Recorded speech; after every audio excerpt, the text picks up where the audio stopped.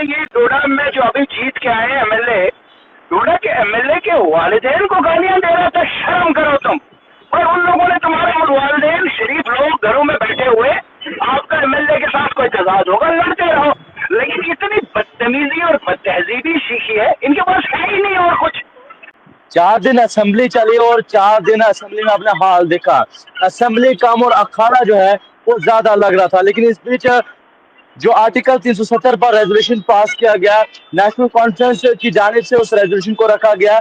उस रेजोल्यूशन को पास करने के बाद जो है भाजपा की जानिब से जगह जगहों पर प्रोटेस्ट किए गए। वहीं डोडा में भी जो है वो भाजपा ने प्रोटेस्ट किया, जहां पर स्पीकर साथ साथ chief minister, deputy chief minister और एमएलए डोडा का पुतला भी जो है वो जलाया गया। मेरे साथ एक्सक्लूसिव बातचीत करने के लिए मौजूद है एडवोकेट आसिम हाशमी साहब। आसिम साहब, कैसे देखते हैं आप जो आर्टिकल 370 को लेकर जो रेजोल्यूशन पास हुआ और उसके बाद जो प्रोटेस्ट हुआ, प्रोटेस्ट में पुतले जलाए गए, आप इस चीज को कैसे देखते हैं?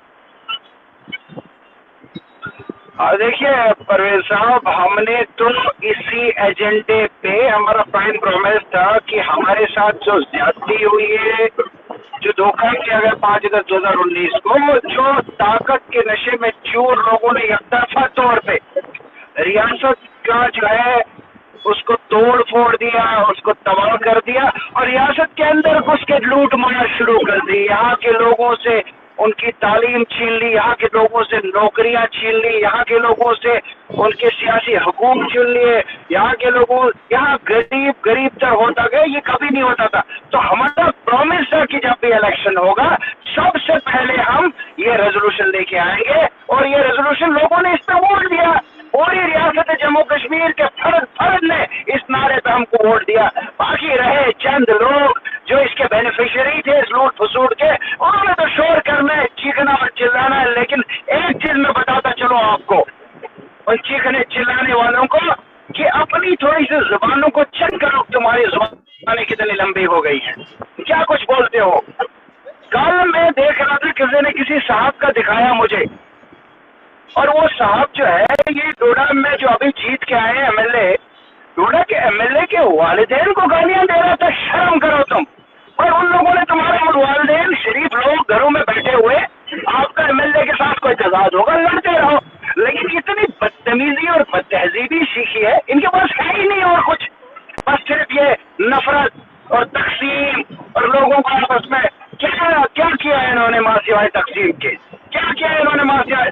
नारे भी इनके जो है वो भी रिलीज है, कभी ये नारे। देखिए मैं बताता हूँ परवेज साहब, ये जो लोग आज चीख रहे चिल्ला रहे हैं, इन लोगों ने ये किसी कानून को नहीं मानते हैं, ये इस मुल्क के कानून को नहीं मानते हैं। ये कहते हैं हमारी गाली कानून है, हमारी गाली कानून है, हमारा नारा कानून है, हम जो कहेंगे वैसे चलेगा। दूसरी कौम के लोगों को साफ कर दो, हम चंद लोग जो हैं एक क्लास के, सिर्फ हमारी चलनी चाहिए। ये इस मुल्क के कॉन्स्टिट्यूशन को नहीं मानते हैं। आज असेंबली चल रही थी, आपने असेंबली में देखा, और मैं एक्सपेक्ट कर रहा था, कोई अनपढ़ लोगों से क्या एक्सपेक्ट करोगे। इन्होंने गालियां देनी है, जहालत करनी, बदतमीजी करनी, इनका नाम लेना भी ठीक नहीं है। इनके इन हरकतों से क्या फर्क पड़ेगा। मगर एक चीज देखने की है, वो खबर क्यों है इतनी, भाई लोगों के मैंडेट को रिस्पेक्ट करो ना। और बस 2/3 मेजोरिटी से रेजोल्यूशन पास हुआ, 2/3 अक्सरियत से, 2/3 अक्सरियत से तो कॉन्स्टिट्यूशन अमेंड होता है। सभी लोगों ने दिया, 28 इनके लोग जो थे, ये तो इन्होंने मैनिपुलेट करके इलेक्शन मशीनरी यूज करके कुछ सीटें जीतनी है। अगर गवर्नमेंट की मशीनरी यूज नहीं हुई होती, हमको पता क्या कुछ किया, वरना लोगों ने अपने यहाँ पे भी फैसला सुना दिया था। जम्मू के लोग खुश हैं, ये देखो मैं जम्मू की तरफ जा रहा हूँ, दे आर वेरी हैप्पी। पर उनसे तो सब कुछ छिन गया था। डोडा के लोग खुश हैं, रजरपुंज के लोग खुश हैं, कश्मीर के लोग भी खुश हैं कि रेजोल्यूशन पास हुआ है। और ये लड़ाई हम जानते हैं लंबी है, ये उनके खिलाफ लड़ रहे हैं हम, जिन्होंने इस रियासत की पिछले 5 से 6 साल में लूट खसूट की है, यहाँ के रिसोर्सेज को प्लंडर किया है। आपको मैं बताऊं, ये जो डोडा डिस्ट्रिक्ट और किश्तवाड़ है ना, यहाँ इनके लिए गोल्ड माइंस थी। जितनी करप्शन इन्होंने, नेशनल हाईवे जो बन रही है प्रोजेक्ट, इसमें इन्होंने ठेकेदारियां करके सिर्फ पैसे कमाए और पूरे प्रोजेक्ट को तबाह जमा कर दिया है। ये आपने इन लूट के इंटरेस्ट को, वो जो पिस्तौल में हाइड्रोइलेक्ट्रिक प्रोजेक्ट बन रहे हैं, इनसे तो इनके इलेक्शन फाइनेंस में इनको तो तकलीफ होगी। इनको सियासत से कोई मतलब नहीं है, इनको अवाम से कोई मतलब नहीं है, इनको किसी और से कोई मतलब नहीं है, इनको सिर्फ और सिर्फ अपने इंटरेस्ट को प्रोटेक्ट कर रहा है। मैं जो कल बदतमीजी की गई है, जो बदजुबानी की गई है चीफ मिनिस्टर साहब के खिलाफ और इस रियासत के इलेक्टेड रिप्रेजेंटेटिव्स के खिलाफ, और फिर जो डोरे के एमएलए के वालिदैन के कहा गया कि उनको गधा कहा गया, वो शर्मनाक हरकत पे मैं कहता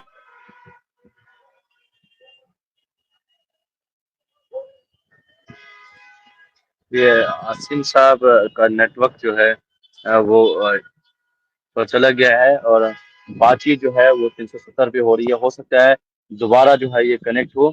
370 पर बात हो रही थी, और इससे पहले जो है भाजपा की जानिब से प्रोटेस्ट पे किया गया। प्रोटेस्ट में जो है जिस तरह से वहां पर बोला गया, एमएलए डोडा महराज मलिक वो उनके वालिदैन के खिलाफ जो है वो बोला गया, बदजुबानी जो है वो इस्तेमाल की गई, उसी को लेकर जो है वो बातचीत चल रही थी। फिर से एक बार कनेक्ट करने की जो है वो कोशिश जो है वो करूंगा।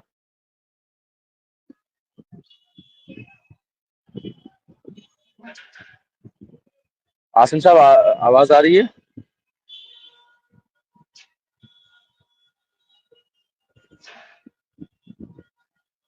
मैं एक बार आसिम साहब को फिर से कनेक्ट करने की जो है वो कोशिश करूंगा।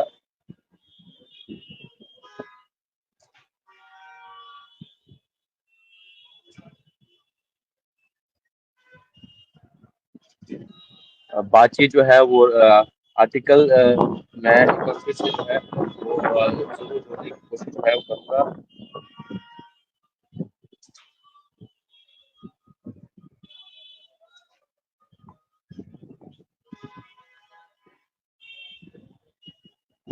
शायद उनका नेटवर्क जो है वो चला गया है।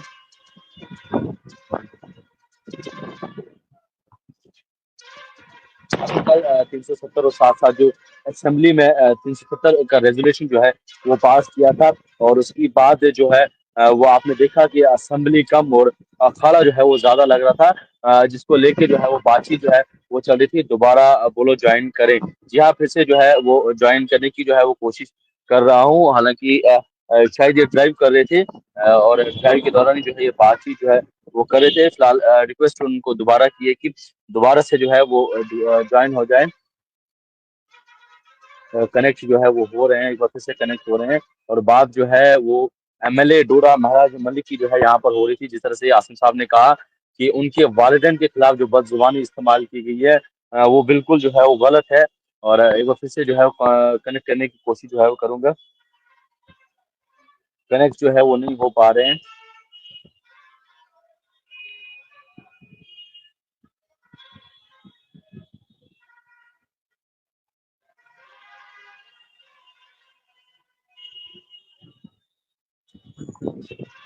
दोबारा एंटर करो। जी हाँ, दोबारा जो है वो एंटर करने की जो है वो कोशिश की है सैयद आसिम मशहूर स्टेज।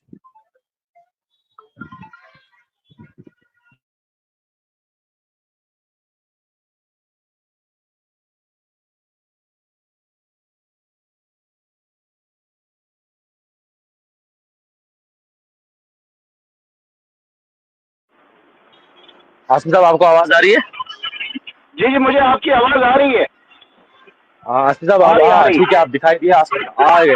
आसिम, मुझे बताइएगा बात जो है वो महराज मलिक। अच्छा, मैं आपको पहले ये बता रहा था कि चलिए महराज मलिक के साथ हमारे सियासी इख्तिलाफात हो सकते हैं, किसी के साथ भी हो सकते हैं, लेकिन ये जो कल्चर बदतमीजी का है कि उनके वालिदैन को गाली देना, यार ये कहाँ से लाए? ये है तुम्हारी जो सभ्यता की बातें करते हो, जो सिविलाइजेशन की बातें करते हो, ये कौन सा सलूक और सलीका है तुम लोगों का? हम ये कतन बर्दाश्त नहीं करेंगे। मैं चाहूंगा कि ऐसे कल्चर को, मैंने पहले भी कहा कि हम बर्दाश्त नहीं करेंगे बदतमीजी और बदतमीजी कल्चर को, और मैं एक्सपेक्ट करूंगा कि पुलिस इसके खिलाफ कार्रवाई करे, प्रोसिक्यूट करिए इन लोगों को। ये फसाद और फितना फैलाने की कोशिश कर रहे हैं। मैं आपसे ये कह रहा था। दूसरी बात सुनिए आप, ये पढ़े लिखे लोगों का काम होता है, जाहिलों का काम नहीं होता इन चीजों को देखना। मैं आपको बताता चलूं, आज असेंबली चल रही थी और मैं एक्सपेक्ट कर रहा था एक आदमी बोलेगा इसके ऊपर, टेक्निकली 370 के मामले को ऊपर, और उसी ने बोला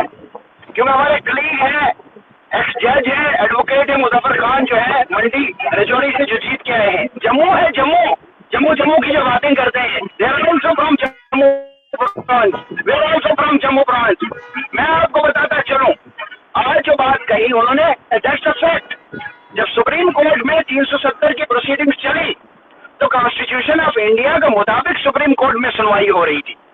मैं कुछ फैक्ट्स बताता चलूं। आपको पता है सुप्रीम कोर्ट के सामने 2 सवाल थे 370 की प्रोसीडिंग्स को लेके। अफसोस यह है कि उनमें से एक सवाल का जवाब देना ही सुप्रीम कोर्ट ने टाल दिया था। 2 चीजें थी। पहली चीज यह थी कि क्या कॉन्स्टिट्यूशनली जो किया गया है ये वैलिड था।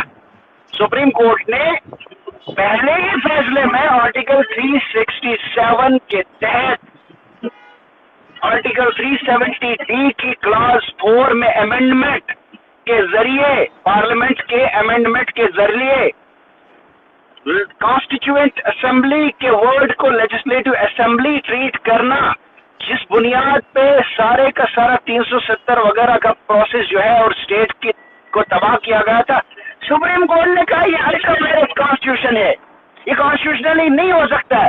बाद में सुप्रीम कोर्ट ने चले अपील किया, लेकिन दूसरा सवाल जो है वो सुप्रीम कोर्ट के सामने ये था कि इंडिया की 75 साल की पोस्ट इंडिपेंडेंस हिस्ट्री में कभी किसी स्टेट को स्टेट से यूनियन टेरिटरी में कन्वर्ट नहीं किया गया था।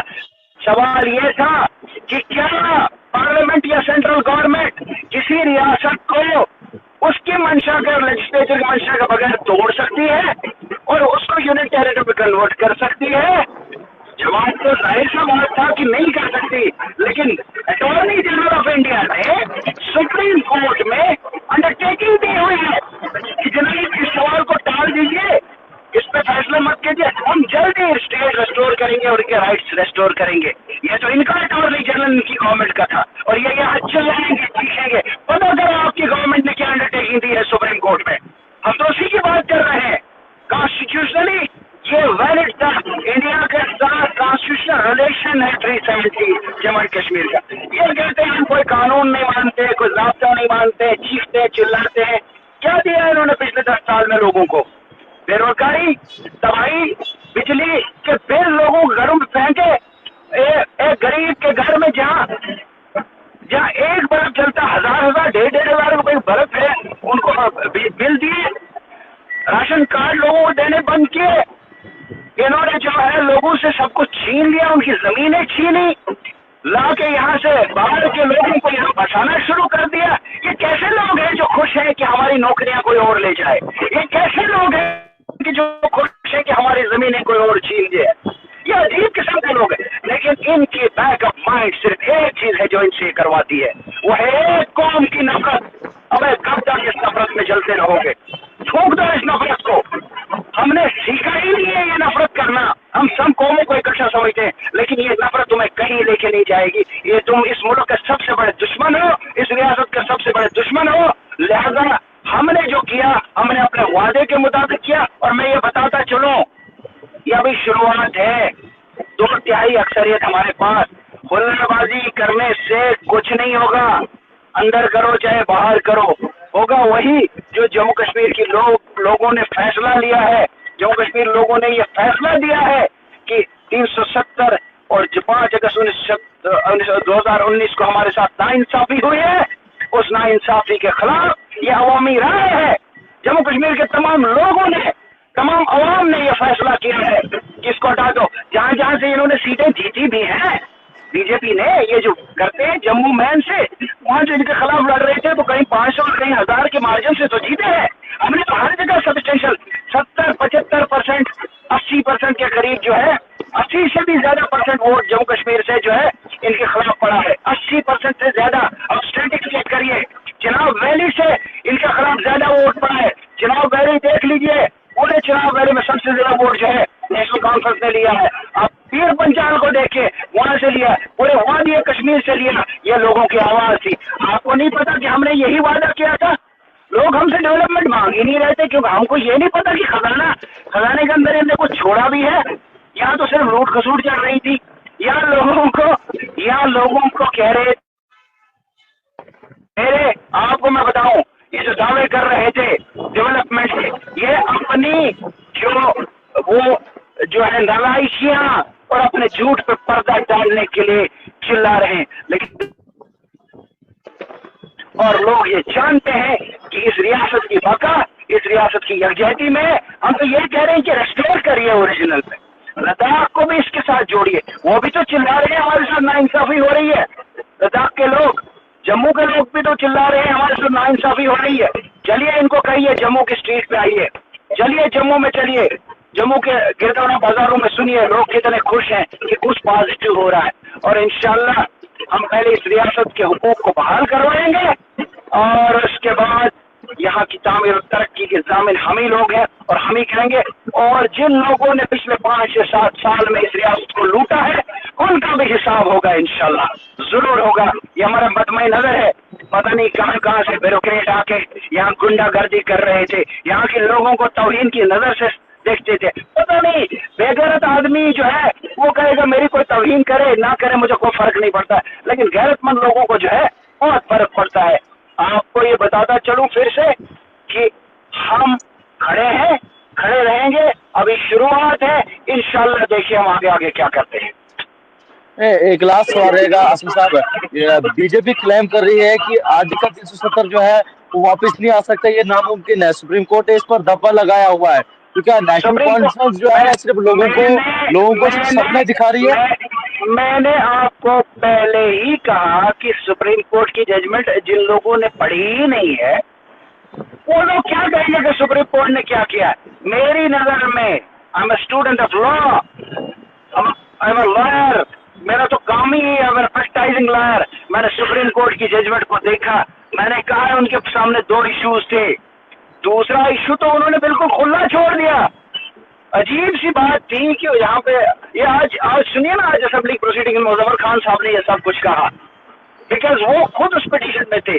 सुप्रीम कोर्ट ने ये कहा कि ये मामला हम किसी और मामले में डिस्कस करेंगे, किसी और केस में डिस्कस करेंगे कि क्या रियासत को तोड़ के यूपी में कन्वर्ट किया जा सकता। आर्टिकल 3 कॉन्स्टिट्यूशन ऑफ इंडिया का ऐसी कोई इजाजत नहीं देता पार्लियामेंट को, लेकिन चलिए कर दिया। मैं तो वही कह रहा हूँ ना कि रोज था डंडा था, सुप्रीम कोर्ट ने भी जो है मोल नहीं लगाई है, सुप्रीम कोर्ट ने अपना हाथ रोक लिया है फैसला देने से।